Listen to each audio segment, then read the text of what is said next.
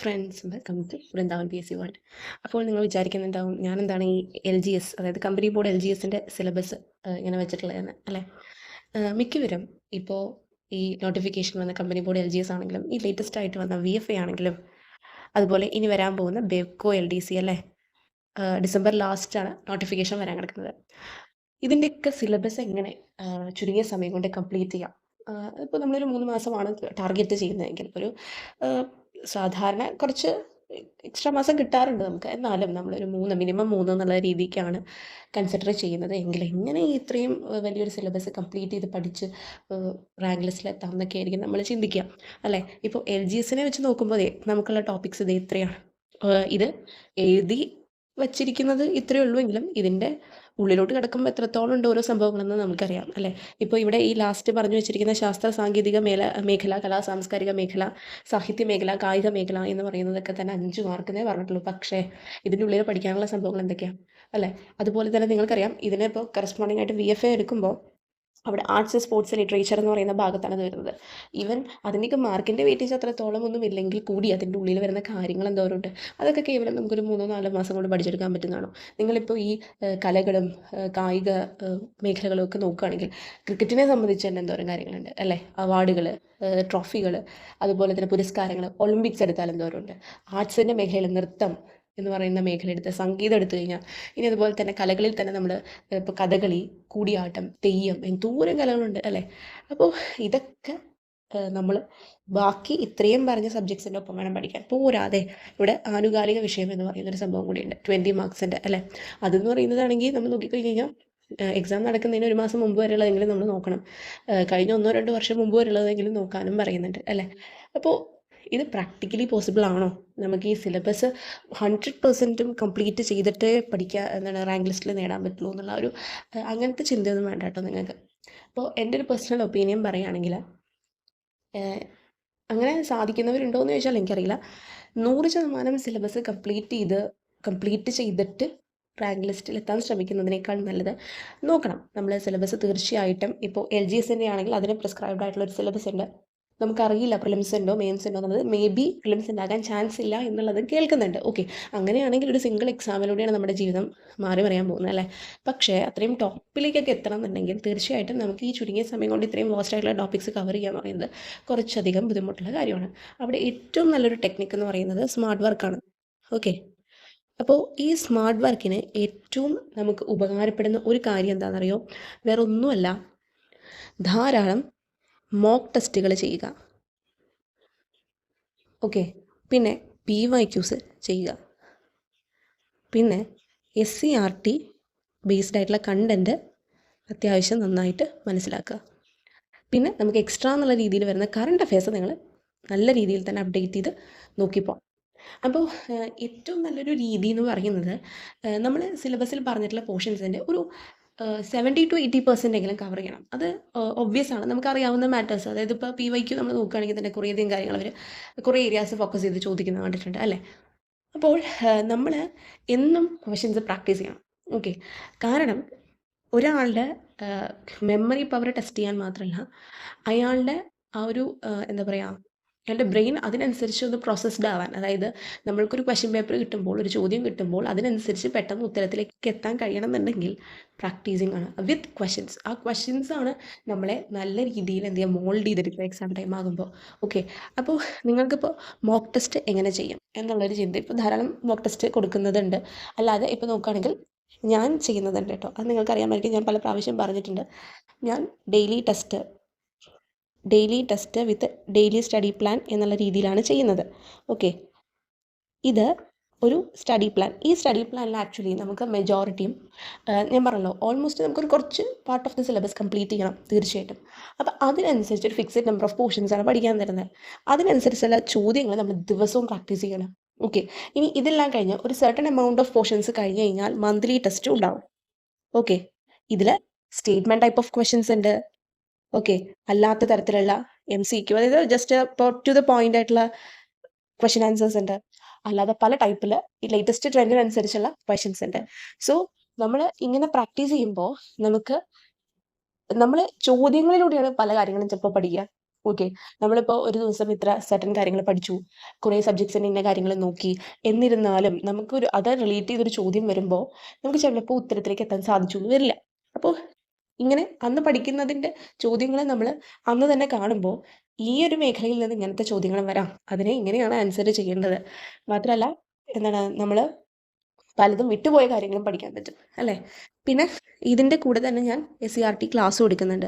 Okay, 5 to 10 part 1 part 2 ഈ പറയുന്ന സോഷ്യലും സയൻസും, പിന്നെ അതിൽ കെമിസ്ട്രി, ഫിസിക്സ്, ബയോളജി, പിന്നെ സോഷ്യലിൽ തന്നെ ജിയോഗ്രഫി, ഹിസ്റ്ററി ഒക്കെ എടുക്കുന്നുണ്ട്. ഓക്കെ, വിത്ത് അഡീഷണൽ ഫാക്ട്സ്, അതായത് ഇതുവരെ എന്തൊക്കെയാണോ ചോദിച്ചിട്ടുള്ളത് അതിൻ്റെ റിലേറ്റ് ചെയ്തിട്ടുള്ള കാര്യങ്ങൾ PYQ ഓറിയൻറ്റഡ് ആയിട്ട് നമ്മൾ എക്സ്ട്രാ അറിഞ്ഞിരിക്കേണ്ട കാര്യങ്ങൾ, എക്സ്ട്രാ അറിഞ്ഞിരിക്കേണ്ടത് മാത്രം നമ്മൾ ഈ PSC ഇതുവരെ നടത്തിയിട്ടുള്ള ചോദ്യപേപ്പറുകളിൽ നിന്ന് മനസ്സിലാക്കിയിട്ടാണ് ഞാൻ പറയണത്.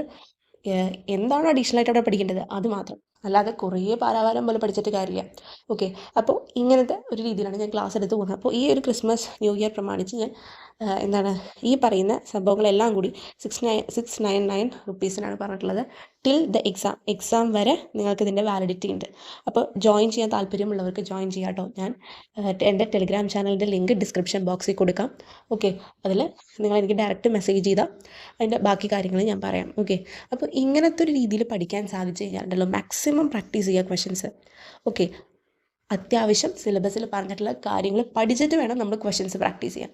അല്ലാതെ നിങ്ങളൊന്ന് മനസ്സിലാക്കി, ഇപ്പോൾ നമ്മൾ ഒരു സാധനവും പഠിക്കാതെ നമ്മൾ കുറച്ച് മോക്ക് ടെസ്റ്റുകൾ ചെയ്താൽ നമുക്കൊരു കോൺഫിഡൻസ് ലെവൽ കൂടുന്നു നിങ്ങൾക്ക് തോന്നുന്നുണ്ടോ? ഇപ്പോൾ ഒരു 20 മാർക്കിൻ്റെ ഒരു മോക്ക് ടെസ്റ്റ് നിങ്ങൾ ചെയ്തു, അതിൽ നിങ്ങൾ പഠിക്കാതെയാണ് ചെയ്തത്. അതിൽ പല പോർഷൻസും പറഞ്ഞിട്ടുണ്ടായിരുന്നു. സ്വാഭാവികമായിട്ട് 20-ൽ നിങ്ങൾക്ക് ചിലപ്പോൾ 5 മാർക്ക് 6 മാർക്കൊക്കെ ആയിരിക്കും കിട്ടുക.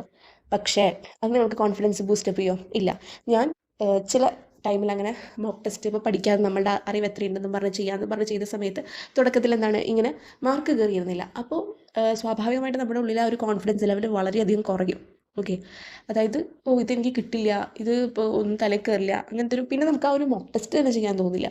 അപ്പോൾ എപ്പോഴും ഒരു കാര്യം പഠിച്ചിട്ട് അറ്റ്ലീസ്റ്റ് അതിനെക്കുറിച്ച് വായിച്ചിട്ടെങ്കിലും വേണം നമ്മളൊരു മോക്ക് ടെസ്റ്റ് ചെയ്യാൻ, എന്നാലല്ലേ കാര്യമുള്ളൂ അല്ലേ. അപ്പോൾ ഈ ഡെയിലി നിങ്ങൾ ഈ പ്രാക്ടീസ് ചെയ്യുന്നതിലൂടെ നിങ്ങൾ സിലബസിലെ മെജോറിറ്റി പോർഷൻസ് എന്ത് ചെയ്യും, കവറപ്പ് ചെയ്യുന്നത് മാത്രമല്ല അതിൽ ഈ പറയുന്ന രീതിയിൽ പഠിച്ചിട്ടാണ് നിങ്ങൾ മോക്ക് ടെസ്റ്റ് ചെയ്യുന്നത് അല്ലേ. അപ്പോൾ നിങ്ങൾക്ക് നിങ്ങളെ തന്നെ എന്ത് ചെയ്യാൻ പറ്റും, കൃത്യമായിട്ട് എന്തൊക്കെ മനസ്സിൽ കയറിയിട്ടുണ്ട്, എന്തൊക്കെ മനസ്സിൽ കയറിയിട്ടില്ല, എന്തൊക്കെ വിട്ടുപോയിട്ടുണ്ട്, ഇതിൽ നിന്ന് ഇങ്ങനത്തെ ചോദ്യങ്ങൾ വരാമല്ലേ എന്നുള്ള രീതിയിലുള്ളതൊക്കെ നിങ്ങൾക്ക് മനസ്സിലാവും. ഇപ്പോൾ ഫോർ എക്സാമ്പിൾ ഞാൻ ഫിസിക്സിലൊരു പോർഷൻ പറയാം നിങ്ങൾക്ക്. ഫിസിക്സിലൊരു പോർഷനാണ് സൗണ്ട് എന്ന് പറയുന്നത് അല്ലേ. സൗണ്ടിൻ്റെ ക്വാളിറ്റിയിൽ വരുന്നതാണ് സ്ഥായി, ഗുണം, ആവൃത്തി എന്നൊക്കെ പറയുന്ന സാധനം. ഓക്കെ, ഇതുമായിട്ട് ബന്ധപ്പെട്ട കുറേയധികം കാര്യങ്ങൾ പഠിക്കാനുണ്ട്. സോ ഇത് പെട്ടെന്ന് ഇംഗ്ലീഷ് ടേംസാണ് പഠിച്ചിട്ടില്ലെങ്കിൽ മലയാളം ടേംസ് കാണുമ്പോൾ ചിലർക്ക് കൺഫ്യൂസിങ് ആവും. പക്ഷേ ഇതിൻ്റെ ഓരോന്നിനെയും ബാധിക്കുന്ന കാര്യങ്ങൾ, ഇതിൻ്റെ കാര്യത്തെ കൂട്ടുന്ന ഘടകങ്ങൾ, ഇതിനെ ഡിപ്പെൻഡ് ചെയ്യുന്ന ഫാക്ടേഴ്സ് ഒക്കെ നല്ല രീതിയിൽ ചോദിക്കാൻ സാധ്യതയുള്ളതും മുൻപ് ചോദിച്ചിട്ടുള്ളതുമാണ്. അപ്പോൾ ഇത് വെച്ചിട്ടാണ് ഞാൻ ഇപ്പോൾ ഈ ഒരു ഏരിയ എടുത്ത സമയത്ത് ഈ ഒരു ഏരിയ ഡെയിലി പഠിക്കാനുള്ള പോർഷനിൽ കൊടുത്തപ്പോൾ ചോദ്യങ്ങൾ ഇട്ടപ്പോൾ കൊടുത്തത് അങ്ങനത്തെ ചോദ്യങ്ങളായിരുന്നു. സോ ദാറ്റ് ഇതുമായിട്ട് റിലേറ്റ് ചെയ്ത് പഠിക്കുന്ന ആൾ ഇതിനെക്കുറിച്ച് മനസ്സിലാക്കിയിട്ട് തന്നെ ആൻസർ ചെയ്യണം എന്ന് വെച്ചിട്ടാണ്. ഇനിയിപ്പോൾ ഇത് ഇൻ കേസ് ഇതിനെക്കുറിച്ച് ജസ്റ്റ് വായിച്ചു പോയ ഒരാൾക്ക് പോലും ആ ചോദ്യം കാണുമ്പോൾ ഇങ്ങനൊരു സംഭവം ഉണ്ടെന്ന് മനസ്സിലാക്കുകയും അതിൽ നിന്ന് ചോദ്യത്തിൻ്റെ ഉത്തരം കിട്ടുക മാത്രമല്ല ആ പോർഷൻ ഒന്നും കൂടെ ഫോക്കസ് ചെയ്യും. ഇനി ഇതെല്ലാം ഡെയിലി പ്രാക്ടീസ് ചെയ്തതിന് ശേഷം അയാളുടെ ഒരു വ്യക്തി ആ വ്യക്തി ഇത് പഠിച്ചു കഴിഞ്ഞ് കഴിഞ്ഞാൽ ഒരു ഇത്രയും നമ്പർ ഓഫ് പോർഷൻസിൻ്റെ ഒരു മന്ത്ലി ടെസ്റ്റ് നടത്തുന്നത് ഈ ഓവറോൾ ഡെയിലി ചെയ്തതിൽ ഏറ്റവും പ്രധാനപ്പെട്ടത് മാത്രം സെലക്റ്റീവായിട്ട് എടുത്തിട്ടുള്ളതായിരിക്കും മന്ത്ലി ടെസ്റ്റ് എന്ന് പറയുന്നത്. ഓക്കെ, അപ്പോൾ നമ്മൾ ഡെയിലി മന്ത്ലി ഒക്കെ പ്രാക്ടീസ് ചെയ്തതിന് ശേഷം നിങ്ങൾ ഒരു PYQ കൂടെ എപ്പോഴും ഒരു വീക്കെൻഡൊക്കെ ആകുമ്പോൾ സോൾവ് ചെയ്യാൻ ശ്രമിക്കാം. 1-2 സെറ്റ് എപ്പോഴും പ്രാക്ടീസ് ചെയ്യാൻ ശ്രമിക്കാം. ഓക്കെ, അതിൻ്റെ ആൻസേഴ്സും അന്നന്ന് തന്നെ പഠിക്കുക, അതിൻ്റെ റിലേറ്റഡ് ഫാക്ട്സും അന്നന്ന് തന്നെ പഠിക്കുക. അപ്പോൾ എന്തോരം കണ്ടൻറ്റ് നമ്മുടെ മനസ്സിൽ കയറും അല്ലേ. നമുക്ക് നല്ല രീതിയിൽ തന്നെ ഒരു സിസ്റ്റമാറ്റിക് അപ്രോച്ചിലൂടെ പഠിച്ചു മാറ്റാൻ പറ്റുമെന്ന് തോന്നില്ലേ. അങ്ങനെയൊക്കെ നമുക്ക് നല്ല രീതിയിലൊരു സിലബസൊക്കെ കംപ്ലീറ്റ് ചെയ്യാൻ പറ്റുള്ളൂ എന്നാണ് എൻ്റെ ഒരു വിശ്വാസം. ഞാൻ ചെയ്യാൻ ശ്രമിക്കുന്നത് അങ്ങനെയാണ്. ഡെയിലി ഒരു ഇത്ര പോർഷൻസ്, ഇത്ര സെറ്റ് ഓഫ് ക്വസ്റ്റ്യൻസ് ചെയ്യുക, ഒപ്പം ഇങ്ങനെ മന്ത്ലി ടെസ്റ്റ് ചെയ്യുക. പിന്നെ വീക്കെൻഡിൽ ഞാൻ PYQനാണ് സമയം കൊടുത്തിട്ടുള്ളത്. ഓക്കെ, ആ PYQ 1-2 ചെയ്തിട്ട് അതിൻ്റെ ആൻസേഴ്സ് അപ്പം തന്നെ നോക്കുക. ഇനി നിങ്ങൾ നോക്കുന്ന PYQ റിലേറ്റഡ് ഫാക്ട്സിൽ റിലേറ്റഡ് ഫാക്ട്സ് എന്ന് പറയുന്ന കണ്ടൻറ്റ് അത്രയും കൂടുതലുണ്ട് എങ്കിൽ, ഇപ്പം ഞാൻ ഉപയോഗിക്കുന്ന PYQൻ്റെ ഒരു ബുക്കാണ്. ആ ബുക്കിൽ 10th ലെവലിൻ്റെയൊക്കെ, അതായത് ഈ 10th +2 ലെവൽ അതിൻ്റെയൊക്കെ റിലേറ്റഡ് ഫാക്ട്സ് ഉണ്ട്. അത് അത്യാവശ്യമുണ്ട്. അപ്പോൾ അത് ഞാൻ ഒരാഴ്ച കൊണ്ടായിരിക്കും അതിൻ്റെ ആൻസേഴ്സ് മേ ബി കംപ്ലീറ്റ് ചെയ്യുക. പഠിച്ച് ഇത്ര ആ 100 എണ്ണം അങ്ങനെ ആയിരിക്കും കംപ്ലീറ്റ് ചെയ്യുക. ഇനി ജസ്റ്റ് ആൻസേഴ്സ് മാത്രമുള്ള PYQs ഉണ്ട്. അതെനിക്ക് ഒരു ദിവസം കൊണ്ടോ 2 ദിവസം കൊണ്ടോ തന്നെ കംപ്ലീറ്റ് ചെയ്യാൻ പറ്റും. ഓക്കെ.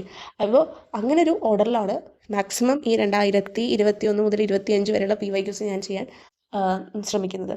സോ എനിക്ക് അത്യാവശ്യം നല്ല രീതിയിൽ തന്നെ എന്താണ് പഠിക്കുന്നുണ്ട്, അല്ലെങ്കിൽ നമുക്ക് അത്യാവശ്യം നമ്മൾ ചെയ്യുന്നുണ്ട് എന്നുള്ളൊരു ഉറപ്പാണ് നമ്മുടെ മനസ്സിൽ തോന്നുക. ഓക്കെ, അപ്പോൾ അടുത്തതിൽ എനിക്ക് എന്തായാലും ക്രാക്ക് ചെയ്യാൻ പറ്റും എന്നുള്ളൊരു തോന്നലും വരും. പിന്നെ ഞാനീ daily certain set of portions കൊടുക്കുന്നുണ്ടല്ലോ, അതിൽ മെജോറിറ്റിയും ചോദിച്ച് കണ്ടിരിക്കുന്ന ഏരിയാസ് വെച്ചിട്ട് തന്നെയാണ് കൊടുക്കുന്നത്, പഠിക്കാൻ ഒരു ഓർഡറിൽ.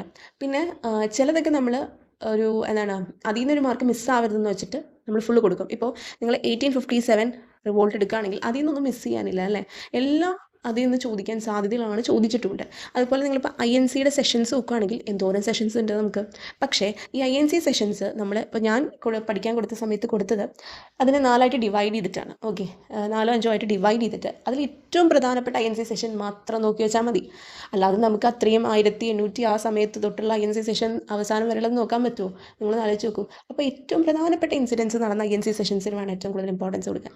അങ്ങനെ സെറ്റ് ചെയ്തിട്ടാണ് ഒരു 4 സെറ്റായിട്ട് പഠിക്കാനാണ് കൊടുത്തിട്ടുള്ളത്. അല്ലാണ്ട് ഒരൊറ്റ ദിവസം കൊണ്ട് INC സെഷൻ ഏറ്റവും പ്രധാനപ്പെട്ടത് മുഴുവൻ നോക്കി തീർക്കുക, ഇറ്റ്സ് നോട്ട് പോസിബിൾ. ഓക്കെ, അപ്പോൾ പ്രാക്ടിക്കലി നമ്മളുടെ ബ്രെയിനിനെ അധികം ഹെക്ടിക് ആക്കാത്ത രീതിയിൽ, അധികം എന്താണ് ഭയങ്കരമായിട്ട് കൺജസ്റ്റഡ് ആക്കാത്ത രീതിയിൽ വേണം നമ്മൾ പഠിക്കാൻ. പഠിക്കുന്നത് കുറച്ചും കൂടെ നമുക്ക് ഇൻട്രസ്റ്റിംഗ് ആയിട്ട് തോന്നും അല്ലേ.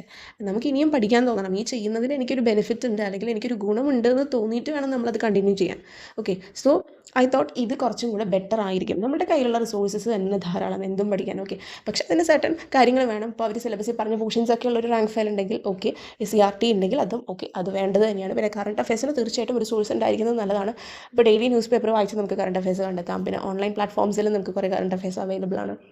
എനിവേസ് കറണ്ട് അഫയേഴ്സിനൊരു സ്പെഷ്യൽ പ്രയോറിറ്റി എപ്പോഴും കൊടുക്കണം. കാരണം അതിന് വെയിറ്റേജ് എല്ലാ എക്സാമുകൾക്കും കൂടുതലാണ്. അത് നമ്മൾ തന്നെ സ്വയം അപ്ഡേറ്റ് ചെയ്ത് അതിനൊരു സമയം കണ്ടെത്തി ഒരു നിശ്ചിത സമയം കറണ്ട് അഫയേഴ്സിന് വേണ്ടി മാറ്റി വെക്കണം. എലോങ് വിത്ത് നമ്മൾ ഇപ്പോൾ ഞാനാണെങ്കിൽ പോലും ഡെയിലി പോർഷൻസ് ഒരു സർട്ടൻ പറയുന്നുണ്ടെങ്കിൽ അതിൽ ചിലതിൽ കറണ്ട് അഫയേഴ്സ് ഉണ്ടാകാം, ചിലതിൽ കറണ്ട് അഫയേഴ്സ് ഉണ്ടാകണമെന്നില്ല. അപ്പോൾ കറണ്ട് അഫയേഴ്സ് ഇല്ലാത്തതാണെങ്കിൽ കൂടി നിങ്ങൾ നിങ്ങളുടേതായ ഭാഗത്ത് നിന്ന് എന്ത് ചെയ്യണം, ഒരു കറണ്ട് അഫയേഴ്സിൻ്റെ ഒരു എക്സ്ട്രാ പോർഷൻ ഓരോ ദിവസം എന്തെങ്കിലും പഠിക്കാൻ ശ്രമിക്കണം.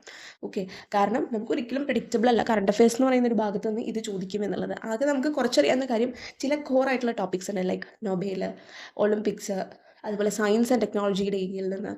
ഇങ്ങനത്തെയൊക്കെ എന്തായാലും മസ്റ്റായിട്ട് അവർ പ്രാധാന്യം കൂടുതലുള്ളത് ചോദിക്കും എന്നുള്ളത് നമുക്കറിയാവുന്നതുകൊണ്ട് നമ്മളിതൊക്കെ ഫോക്കസ് ചെയ്യും. പക്ഷേ ചില സമയങ്ങളിൽ അവർ നമ്മളധികം പ്രാധാന്യം കൊടുക്കാത്ത ഒരു മാസത്തിൽ വേറെ ചില സംസ്ഥാനങ്ങളിൽ നടക്കുന്ന ചില കാര്യങ്ങൾ പോലും ചോദിക്കാറുണ്ട്. അപ്പോൾ കറണ്ട് അഫയേഴ്സിന് അതിൻ്റേതായൊരു ടൈം നമ്മൾ മാറ്റിവെച്ച് പഠിക്കുന്നത് നല്ലതാണ്.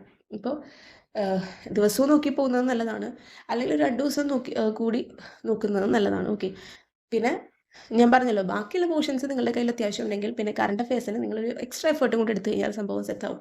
പിന്നെ SCRT കണ്ടന്റ് മാക്സിമം ഫുള്ള് 5 തൊട്ട് 10 വരെ പുതിയ ടെക്സ്റ്റിൽ എന്തൊക്കെ പറഞ്ഞിട്ടുണ്ടോ, ഈവൻ പഴയതിൽ നിന്നും ചോദിച്ചു കൂടായികയില്ല, പക്ഷേ പുതിയ ടെക്സ്റ്റിൽ കുറച്ചും കൂടെ റെലവൻസ് കൂടുതലായതുകൊണ്ടാണ് കേട്ടോ ഞാൻ പറയുന്നത്.